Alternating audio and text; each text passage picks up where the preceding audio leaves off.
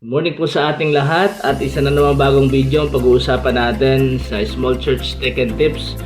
Gusto nyo ba ng malinaw na audio output sa inyo pong mga Facebook Live sa low budget lang?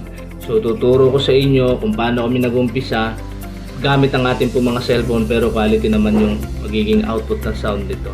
So tuturo ko sa inyo ngayon. And please subscribe and follow to my page and sa aking pong channel, Small Church Tech and Tips sa YouTube. So, let's go!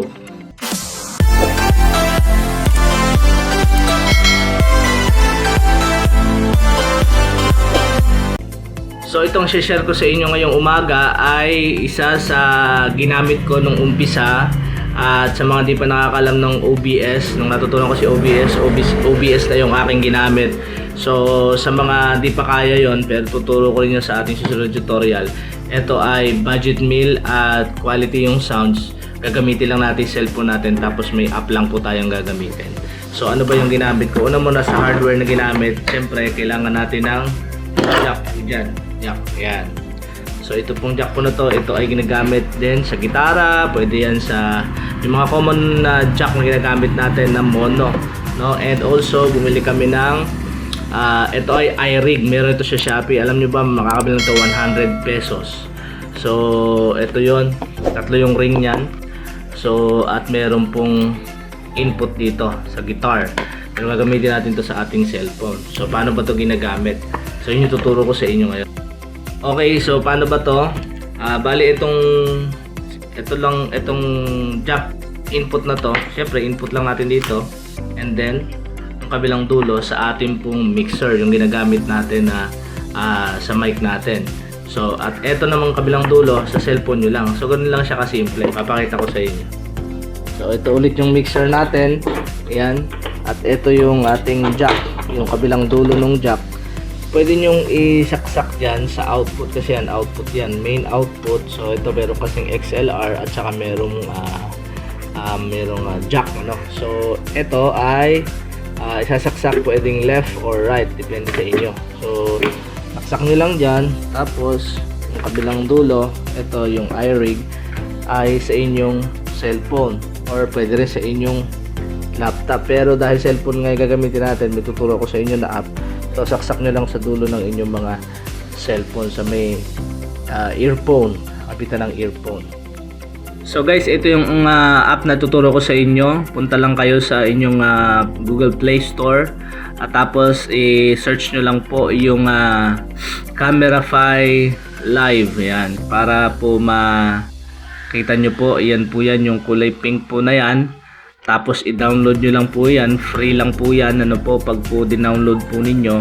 At through that app ay meron po ako ibang tuturo po sa inyo na simple lang, kahit phone lang po ang gamit nyo sa low budget ay medyo mapapaganda nyo po ang inyo pong mga live, no, sa inyo pong Facebook. And ayan, open nyo lang po yung pong Camerafy Live po na yan. Pag nag-open na po yan ay madadirect po kayo kung saan nyo po open. Siyempre dahil Facebook gagamitin natin, continue with Facebook. So lalabas po dyan yung inyo pong account kung saan po kayo nagla-live. So yun po yung ilalagay po ninyo. So yan na po yung kanyang dashboard. Pwede kayong mag-live through YouTube and other streaming platform, ano po. Pero dahil commonly sa Facebook tayo, kaya Facebook po yung pipiliin po natin dyan. So pagka napili na po natin yung Facebook, ayan, mag-redirect na po yan and continue nyo lang po at pupunta na po yan sa inyo pong account. So dahil po yan yung nakalagay sa akin, ay continue ko lang po yan. So ready na yan, pindutin nyo lang po yung start. Pag napindot nyo na po yung start nyan, ayan, mag-notify po yan, okay nyo lang, and then allow nyo lang. Sige po, allow nyo lang po yung mga yan para po ma-access po niya yung phone natin. And also yung permission. So yan po yung permission. Pupunta po yan sa may inyong settings. Tapos yung pong tapat ng Camerafy, yan, ipindutin nyo lang po para mag blue. Pag blue, okay na po, na-allow na po yan. So start, ayan na po yung camera po nyo. So yan.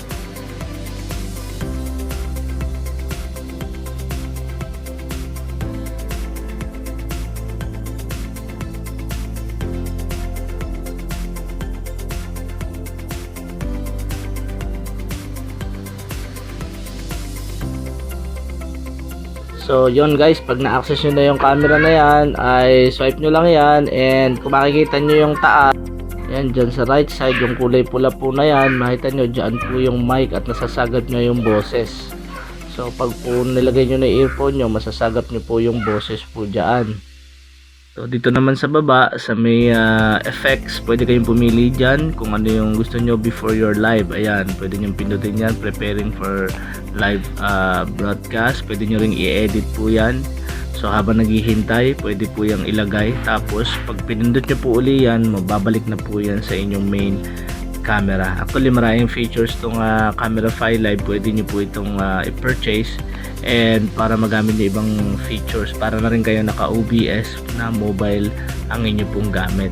So merong ISO po yan, merong zoom in, zoom out, at meron pong mga aperture po. And ayan, kayo na po magtitimpla dyan kung madilim ba yung sa inyong lugar, para po lumiwanag po at makita po yung tao. Ayan po, marami po siya mga options po dyan. And yun, pwede nyo na siyang magamit, pwede nyo open ng lights, meron po yan. And yung watermark po na yan, pwedeng alisin po yan pag na-purchase nyo na po yan. Dyan po kami nagsimula bago kami kung mapapansin po nyo, yan po yung aming setup, naka-wire po yan. Yan po, at makikita nyo po dyan naka-wire. So dito, papakita ko sa inyo at paparinig ko sa inyo ano ba ang solid na tunog nitong gamit natin na iRig. Pakinggan nyo. Katulad, wala nang papantay sa'yo. Ikaw ang Diyos noon pa man, maging ngayon at kailanman. Sa habang panahon, wala kang katulad. Say to the Lord, wala kang katulad. Yes, Jesus. Wala nang higit sa'yo. Sige, purihin mo lang ang Panginoon. Katulad. Salamat po, Panginoong Diyos. Wala nang papantay sa'yo. Ikaw ang Diyos noon pa man, maging ngayon at kailanman. Sa habang panahon, sa habang panahon, sa habang panahon, sa habang panahon, wala kang katulad. So kung mapapansin nyo guys, ang camera natin ay low quality. Depende na yun sa cellphone ninyo. Kaya kung maganda yung cellphone nyo, mas maganda yung quality ng inyo pong live. Pero yung tunog nyan ay solid na solid. Sana nagustuhan nyo. So yun lang guys, sana nakatulong itong maiksing video na to para sa atin at makatulong sa mga live natin.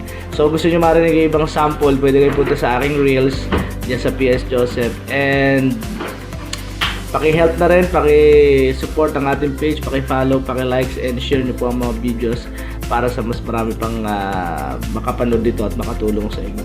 So muli, God bless sa ating lahat. Small Church Tech and Tips.